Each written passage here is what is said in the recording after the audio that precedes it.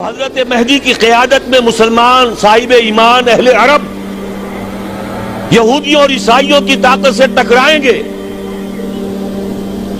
تو ان کی مدد کے لیے دو جانب سے اللہ تعالیٰ کچھ بھیجیں گے مدد. ایک تو آخری مرحلے میں مدد آئے گی حضرت مسیح عیسیٰ ابن مریم کا نزول، جو یہودیوں کی طرف رسول بنا کر بھیجے گئے تھے. انہیں یہودیوں نے اپنے خیال میں سولی پر چڑھا دیا، لیکن اللہ نے فرمایا وما صلبوہ وما قتلوہ ولکن شبہ لہم بل رفعہ اللہ الیہ. اللہ تو اپنی طرف اٹھا کر لے گیا. اور احادیث صحیحہ جو کہ ہمارے ہاں متواترہ کے درجے میں، وہ احادیث جو صحیحین کی ہیں، ان سے ثابت ہے کہ حضرت عیسیٰ ابن مریم دوبارہ زمین پر آئیں گے. اور یہودیوں کا سب سے بڑا سرغنہ جو خود مسیح ہونے ہی کا دعویٰ کر رہا ہوگا، مسیح الدجال، اسے حضرت مسیح قتل کرے گے. لیکن ایک دوسری حدیث سے معلوم ہوتا ہے کہ مشرق سے فوجیں آئیں گی حضرت مہدی کی مدد کے لیے. یخرجون ناس من المشرق یؤدون للمہدی یعنی سلطانہ. مشرق کی طرف سے فوجیں آئیں گی کہ جو مہدی کی حکومت کو مستحکم کرے گی. خراسان کا لفظ آتا ہے ایک دوسری حدیث میں. خراسان سے سیاہ عالم چلیں گے، انہیں کوئی نہیں روک سکے گا یہاں تک کہ وہ یروشلم میں جا کر نصب ہو جائیں گے. اور حضور کے زمانے میں اچھی طرح سمجھ لیجئے،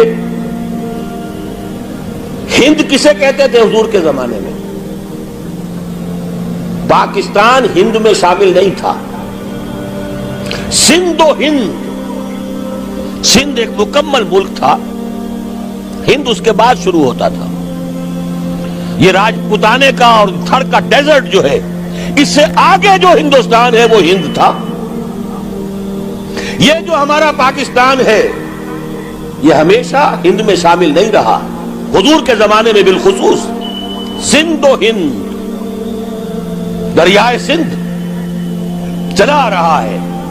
یہ ساری ٹریبیوٹریز جو پنجاب کے اندر اس کی ہیں، یہ سب ایک علیحدہ ملک ہے جو اس زمانے میں سندھ کہلاتا تھا. اور نمبر 2 یاد کیجئے، اس زمانے میں خراسان ایک علاقہ تھا جس میں موجودہ افغانستان کا 2/3، تھوڑا سا حصہ ایران کا، اور جہاں تک میں تحقیق کر سکا ہوں آج تک پاکستان کا بھی علاقہ، خاص طور پر مالاکنڈ ڈویژن جو اس خراسان میں شامل ہے. خراسان سے سیاہ عالم چلیں گے جو جا کر یروشلم میں نصب ہوں گے. یہاں بھی ایک نقطہ نوٹ کر لیجئے، پہلے بھی یروشلم ہم سے چھینا تھا. کس نے چھینا تھا؟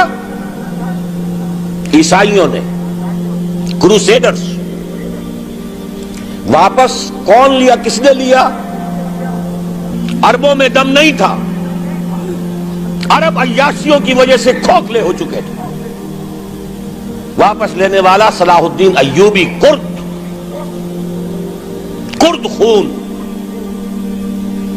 اب دوبارہ یروشلم لیا جا چکا. چھینا کن سے گیا؟ عربوں سے. عرب واپس لے سکتے ہیں؟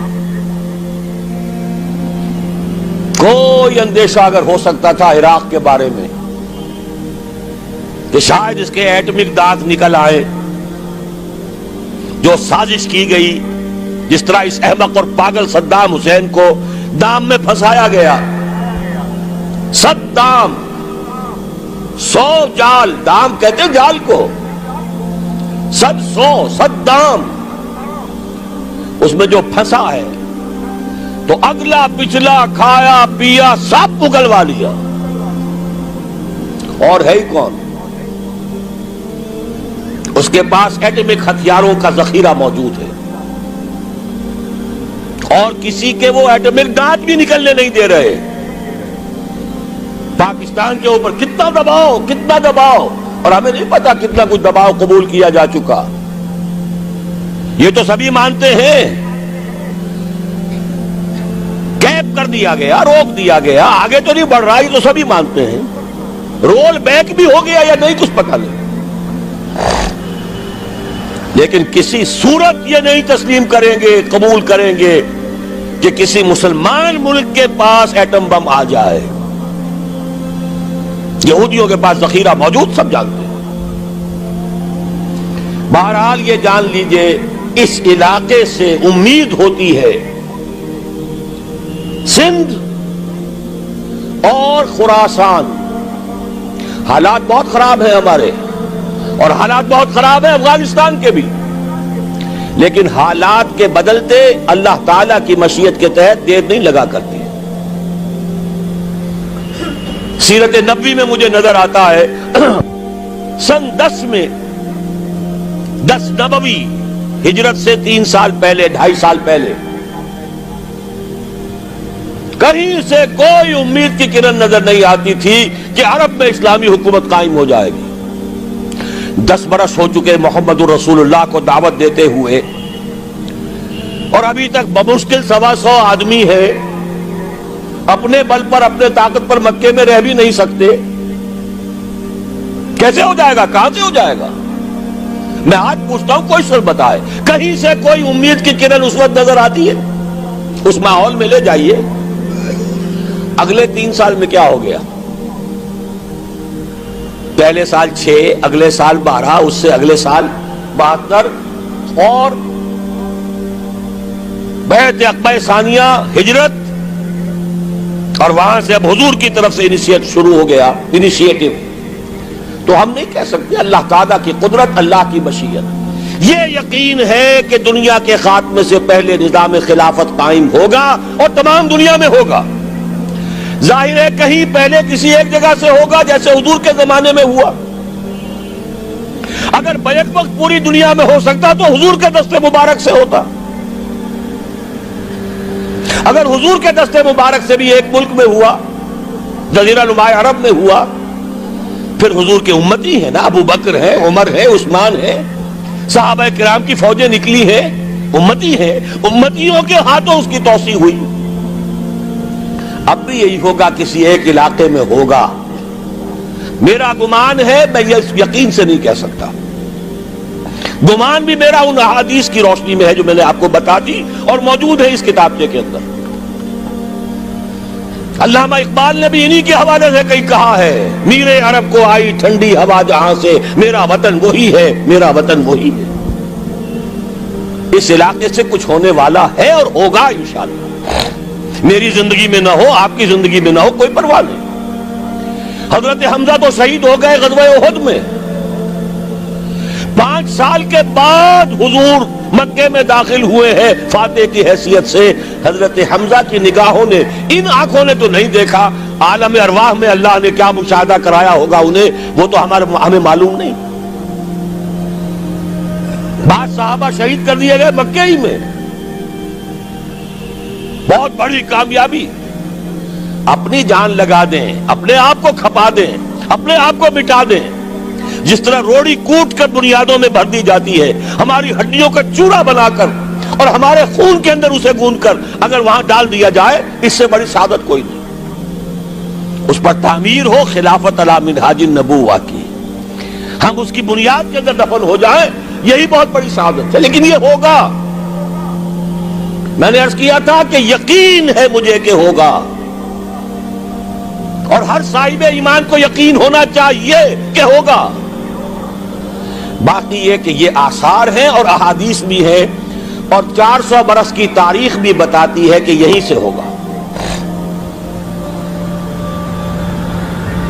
1000 برس تک سارے مجددین امت عالم عرب میں پیدا ہوئے. 11ویں صدی کا مجدد اعظم شیخ احمد سرہندی کہاں دفن ہے؟ سرہند میں، ہندوستان میں. 12ویں صدی کا مجدد اعظم شاہ ولی اللہ دہلوی کہاں دفن ہے؟ دہلی میں. 13ویں صدی کا مجدد اعظم سید احمد بریلوی، ان کی تو قبر بھی معلوم نہیں، لیکن ان کا خون جذب ہوا دریائے کنہار میں، اور ان کے سینکڑوں ساتھیوں کی لاشیں اس بالا کوٹ کے مقام پر. 14ویں صدی کے مجدد اعظم شیخ الہند، لیکن ان کے ساتھ ساتھ اتنے اعظم رجال، علامہ اقبال جیسا مفکر، مولانا مودودی جیسا مصنف، مولانا الیاس جیسا مبلغ کہیں اور ہمیں دکھا دیجئے آپ. میں کل کہیں عرض کر رہا تھا، دیکھیے پہلے جو ہے 1000 برس تک ہر خیر ہندوستان میں باہر سے آ رہا تھا. معین الدین اجمیری باہر سے آ رہے ہیں، شیخ علی حجویری باہر سے آ رہے ہیں، سندھ میں جتنے اولیاء دفن ہیں سب کے سب باہر سے ایران سے چلے آ رہے ہیں. لیکن جیسے ہی 11ویں صدی شروع ہوئی ریورس ہو گیا آرڈر. اب سلسلہ مجددیہ نقشبندیہ اب ہندوستان سے نکل کر پھیل رہا ہے. پورا افغانستان، پورا ترکستان، تمام یہ ترک ریاستیں جو آزاد ہوئی ہیں ابھی USSR کے خاتمے کے بعد، یہاں تک کہ سائپرس، جزیرہ قبرص، پورا ترکی جو اب بھی ہے موجودہ ترکی، سلسلہ مجددیہ نقشبندیہ کہاں سے چلا؟ ہندوستان سے پھیل گیا پورے عالم اسلام. مفکر، علماء دین کا اور تمام علوم دینی کا مجدد شاہ ولی اللہ دہلوی، خالص ترین جہاد فی سبیل اللہ دور صحابہ کے بعد جماعت مجاہدین جام شہادت نوش کیا، سینکڑوں ہمارے مجاہدین. پھر 14ویں صدی میں اقبال جیسا مفکر، مودودی جیسا، دوبارہ دوہرا رہا ہوں، مصنف، مولانا الیاس جیسا مبلغ مجھے تو کہیں نظر نہیں آتا. تمام مسلمان ممالک آزاد ہوئے، کہیں اسلام کا نام نہیں لگا. نہ سیوکارنوں نے نعرہ لگایا، نہ کہیں کسی اور نے نعرہ لگایا. عربوں نے بھی عرب نیشنلزم کا نعرہ لگایا، اسلام کا نعرہ نہیں.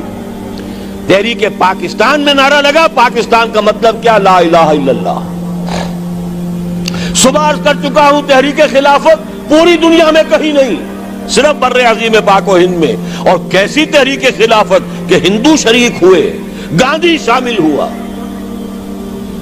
پورے ہندوستان کو جس نے گنجا دیا. یہ دوسری بات ہے کہ جب خود مصطفیٰ کمال نے ختم کر دیا تو اب کیا کرتے؟ مدعی سست گواہ چست. نوٹ کرنے کی بات ہے، کچھ آثار ہیں، 400 سال کی تاریخ ہے، بتا رہی ہے پاکستان کا قیام خود ایک معجزہ.